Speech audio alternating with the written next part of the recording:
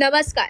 जेव्हा विकास कामांच्या नावाखाली नागरिकांची गैरसोय होते तेव्हा जबाबदार लोकप्रतिनिधी कुठे असतात असा थेट सवाल आज खोडे पार्क, विनायक संकुल आणि सुदर्शन कॉलनीतील नागरिकांनी उपस्थित केलाय. आज दिनांक 27 जून 2026 रोजी या तीनही वसाहतीतील 100 ते 125 नागरिक रस्त्यावर उतरले. कारण होतं ते शिव हॉस्पिटल समोरील त्र्यंबक रोड या ठिकाणी सिमेंट कॉन्क्रिटीकरणाचे काम सुरू झाल्याने 3000 ते 3600 लोकसंख्या असलेल्या या नागरी वस्तीचा मुख्य मार्गच बंद झालाय.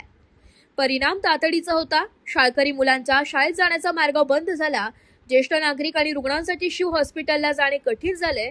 एखादी आपत्कालीन परिस्थिती निर्माण झाली तर रुग्णवाहिकाही आत येऊ शकणार नाही अशी भीती नागरिकांनी व्यक्त केली आहे. आमचा नगरसेवक कुठे आहे, सभापती समाधान देवरे कुठे आहेत असा संतप्त प्रश्न नागरिकांनी उपस्थित केलाय. प्रभागातील मूलभूत प्रश्न सोडविणे ही नगरसेवकाची प्राथमिक जबाबदारी असताना ते जनतेपासून दूर असल्याचा आरोप नागरिकांनी केला. अशा कठीण वेळी जर लोकप्रतिनिधीच दिसत नसतील तर नागरिकांचा त्यांच्यावर विश्वास कसा राहील अशी भावना नागरिकांमध्ये होती. अशा परिस्थितीत भाजपचे उपाध्यक्ष आणि सामाजिक कार्यकर्ते श्री गणेश मौले यांनी पुढाकार घेतलाय.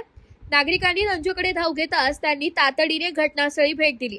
कोणतीही वेळ न दवडता त्यांनी संबंधित महापालिका अधिकारी आणि कंत्राटदार यांना जागेवर बोलावून घेतलाय. श्री मौले यांनी नागरिक, अधिकारी आणि कंत्राटदार यांना एकत्रित घेऊन संपूर्ण परिसराचा सर्वे केलाय. चर्चेअंती 2 ठोस निर्णय घेण्यात आले.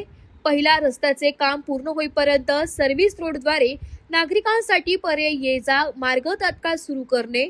दुसरा, पपया नर्सरी सिग्नल जवळील ट्रॅफिक पोलिसांना विनंती करून जोपर्यंत रस्ता होत नाही तोपर्यंत या मार्गाने जाणाऱ्या नागरिकांना अडवू नये आणि दंडात्मक कारवाई करू नये अशी व्यवस्था करणे.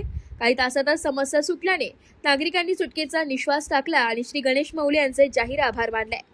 जेव्हा प्रभागाचे निवडून आलेले प्रतिनिधी अनुपस्थित होते तेव्हा एका सामाजिक कार्यकर्त्याने जबाबदारी स्वीकारून हजारो नागरिकांना दिलासा दिलाय. हीच खरी लोकसेवा असल्याची चर्चा परिसरात सुरू आहे. हा रस्त्याचं काम पूर्णपणे केल्यानंतर टाकूया आम्हाला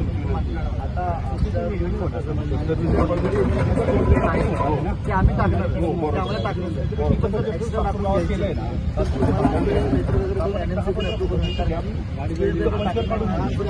काय करू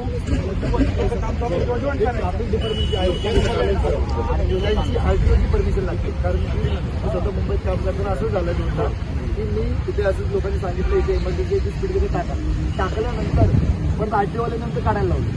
बरोबर अलाउडेशन नाही. त्याच्याकरता ना एक्स्ट्राचे टाकायचे तर ते तुम्ही फक्त चांगला करा. आम्ही करतो आमच्या पहिला पाठपुरावा करून